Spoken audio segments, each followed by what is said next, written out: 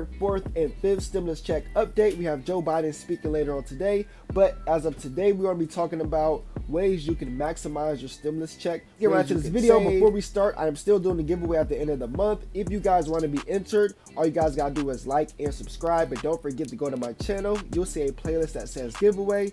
It's very, very simple, guys. Very, very easy to be entered. But let's get right to this video. Make clear what the benefit. Have no fear. The ceiling is not falling that I'm aware of. Okay. Okay. I trust you. Hopefully, it's an old building.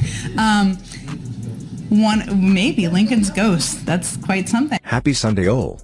This is your weekend news update. We will talk about fourth monthly stimulus checks, $200 monthly Social Security raise, Free College Education Act, Bernie Sanders' fight for poor and middle-class Americans. More stimulus checks are coming for families with children.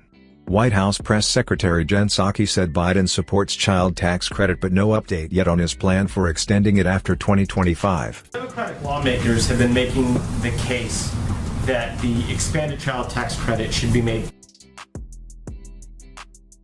in this country, which we've already seen an impact of from the implementation of including it in the American Rescue Plan, which is something he did.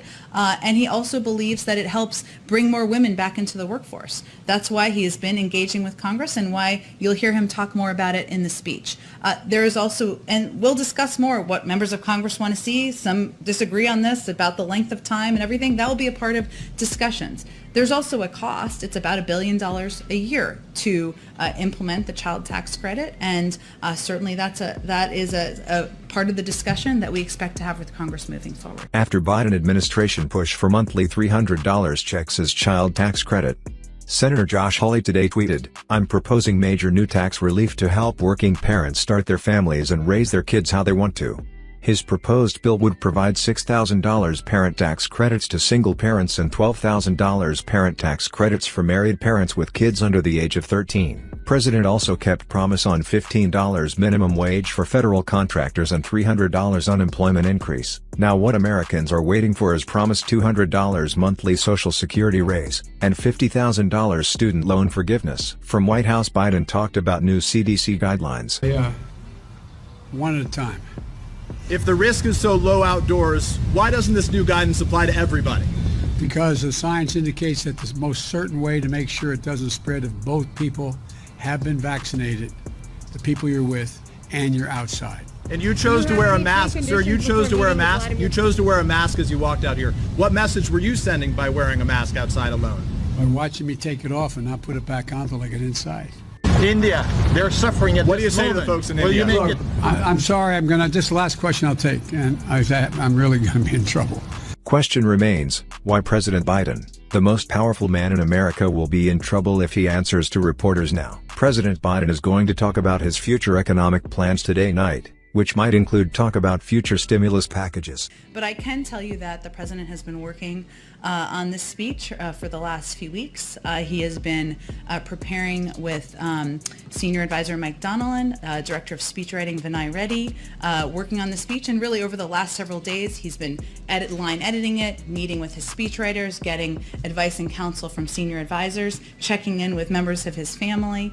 And also as part of his process, he engages with his policy teams to ask for additional details, ask for further clarification, and certainly given we're rolling out the American Families Plan, that has also been finalized or in the finalization process through this. I can also tell you that while the major policy announcement in the speech is, of course, the American Families Plan, a historic investment in education and childcare, he will also use the speech as an opportunity to talk about many of his other priorities. West Virginia Governor Jim Justice said Americans at the age of 16 to 35 who received the vaccine will receive a monetary gift.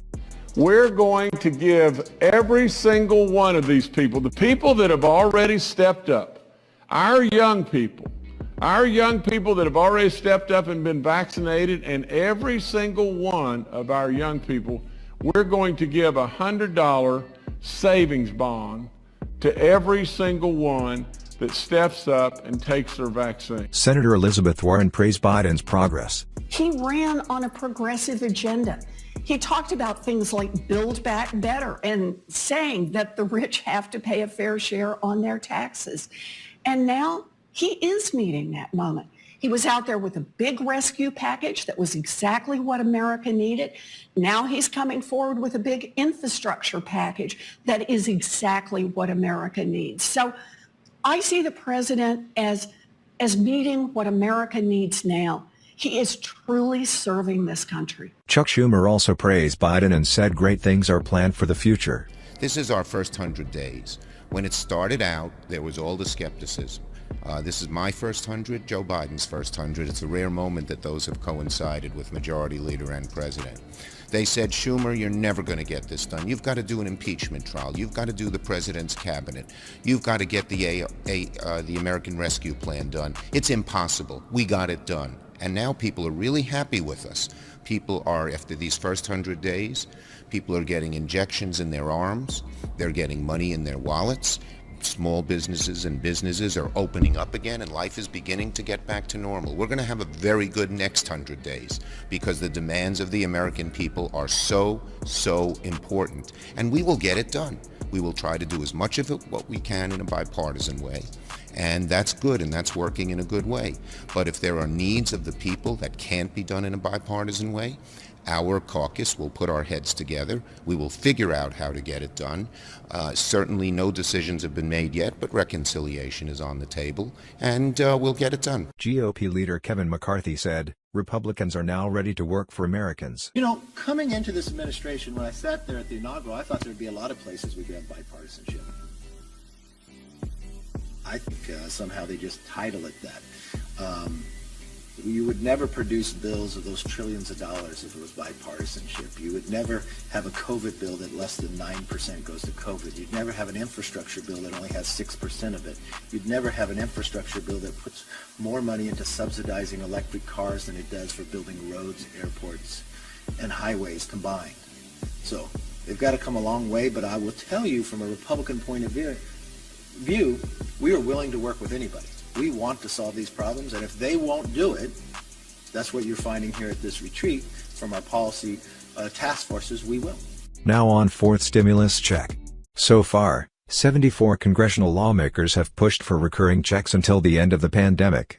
Progressive Representative Ilhan Omar of Minnesota and 52 other House Democrats sent a letter to the president and Vice President Kamala Harris pushing for recurring stimulus checks until the economy recovers with equal payments to adults and dependents. Letter read, one more check is not. Another one-time round of checks would provide a temporary timeline, but when that money runs out, families will once again struggle to pay for basic necessities. Recurring direct payments until the economy recovers will ensure that people can meet their basic needs, provide racially equitable solutions, and shorten the length of the recession. Recently, more than 20 Senate Democrats including Bernie Sanders joined the effort to push for monthly stimulus payments. The letter read, this crisis is far from over, and families deserve certainty that they can put food on the table and keep a roof over their heads. Families shouldn't have to worry about whether they'll. Another one-time round of checks would provide a temporary timeline, but when that money runs out, families will once again struggle to pay for basic necessities. Recurring direct payments until the economy recovers will ensure that people can meet their basic needs, provide racially equitable solutions, and shorten the length of the recession. Recently, more than 20 Senate Democrats including Bernie Sanders joined the effort to push for monthly stimulus payments. The letter read, this crisis is far from over, and families deserve certainty that they can put food on the table and keep a roof over their heads. Families shouldn't have to worry about recession. Recently, more than 20 Senate Democrats including. They just title it that. You would never produce bills of those trillions of dollars if it was bipartisanship. You would never have a COVID bill that less than 9% goes to COVID. You'd never have an infrastructure bill that only has 6% of it.